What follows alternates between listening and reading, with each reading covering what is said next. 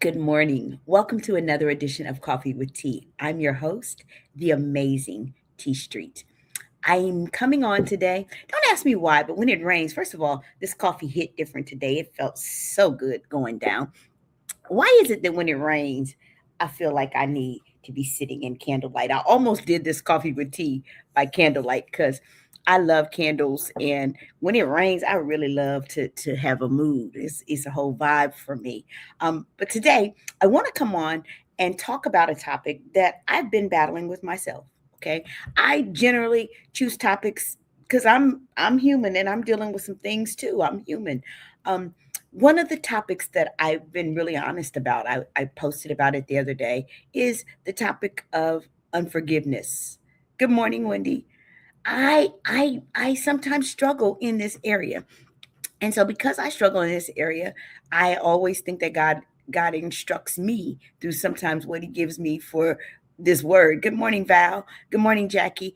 I think that it is for me. And so most people who know me know that I try to be as transparent as I can, not about everything, because some things are none of your business, but about most things, I try to be transparent. And so I'll be transparent this morning and say, this word, while I hope it blesses you, really is for me.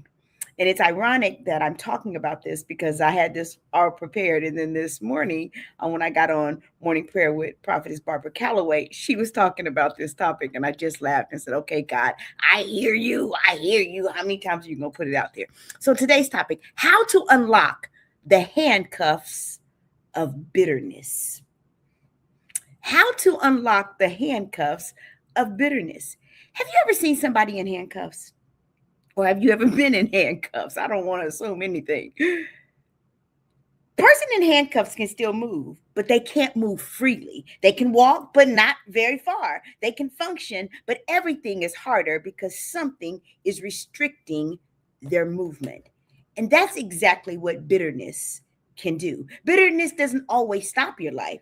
You can still go to work bitter. You can still raise your kids bitter. You can still go to church bitter. You can still lead bitter. You can still laugh, post pics, drink your coffee, pay your bills, and handle your business while being bitter and emotionally handcuffed. Bitterness happens when hurt stays around long enough to harden. You know, they talk about the hardening of the arteries. That's what happens with bitterness. When it stays around long enough to get hard, that's what happens when we become bitter. Is our hurt turns to hardness. They hurt me. Then it becomes, I can't believe they hurt me. Then it becomes, I'll never forget what they did to me. And eventually, what they did to me has become part of who I am.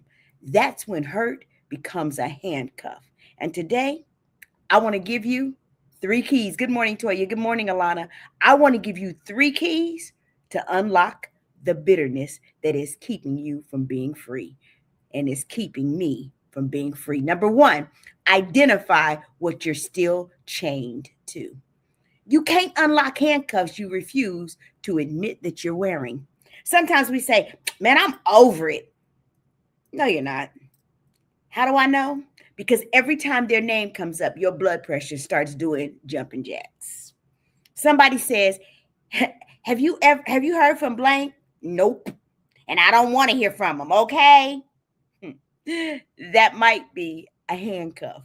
Bitterness has evidence. Pay attention to what still triggers you. What conversations do you keep replaying in your mind? Whose apology are you still waiting for? What injustice are you still mentally prosecuting? Who are you still trying to prove wrong? Sometimes the person has moved on while you're still holding court in your head. Your Honor, I want to introduce Exhibit 427 of why they were wrong. Baby girl, baby boy, court has been adjourned. You don't have to pretend it didn't hurt. You don't have to call wrong right. But you do have to identify the place where yesterday still has custody of your today. So what I want you to do, name the chain. You can't release what you refuse to recognize. Number two, stop making your freedom dependent on their apology. I will confess guilty as charged. This one right here, y'all, stop making this freed me.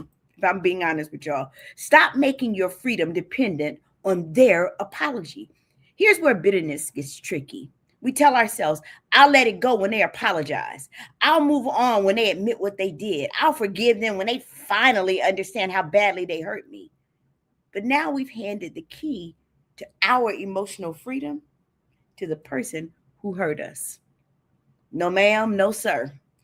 We're not doing that because some people will never apologize. Some people will apologize and still not understand how they hurt you. And some people will give you that raggedy apology. I'm sorry you felt that way.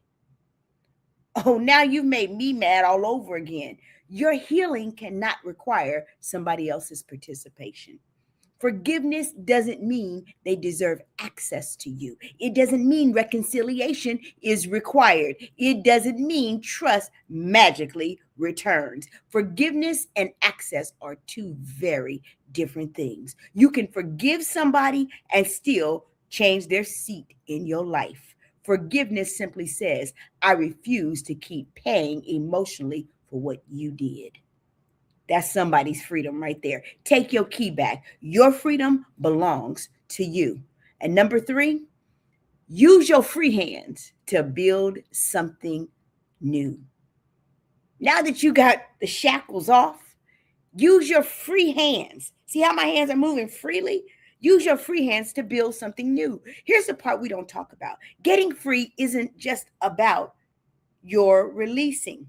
It's about your freedom allowing you to reach for something else.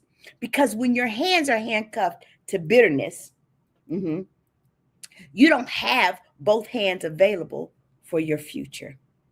You need your hands. You need them to build. You need them to create. You need them to embrace people who actually love you. You need them to receive new opportunities. You need them to clap for somebody else's victory. You need your hands to lift somebody else up. You need them to reach for everything that God still has in front of you. You cannot spend your life holding on to what happened and have both hands available for what's happening. I'm going to give that one to you again. You cannot keep holding on back here to what's happened. If you're holding on back here, you're spending your whole life holding on back here.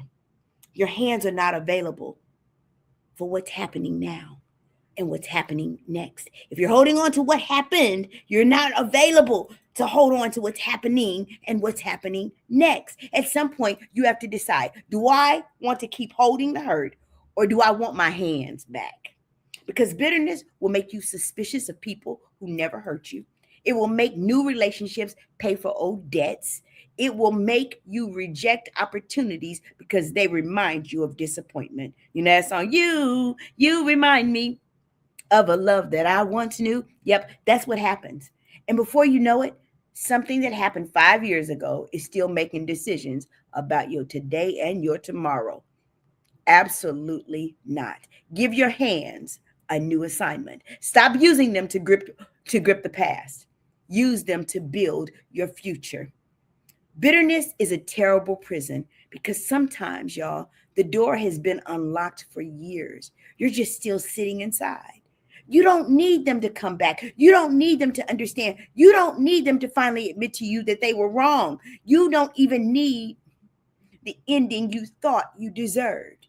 You need your freedom. So today, I dare you to name the chain, to take back your key, and to give your hands a new assignment. And hear me when I say this.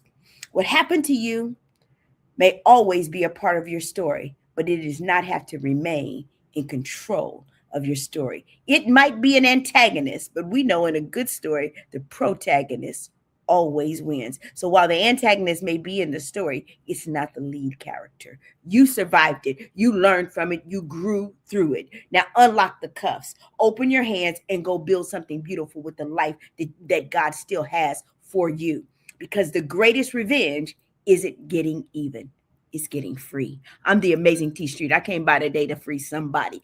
I'm the Amazing T Street. There's absolutely positively nothing amazing in me that's not in each and every one of you. So I dare you today to unlock the handcuffs of bitterness and live the free life that God has for you. Have an amazing, amazing Tuesday, y'all.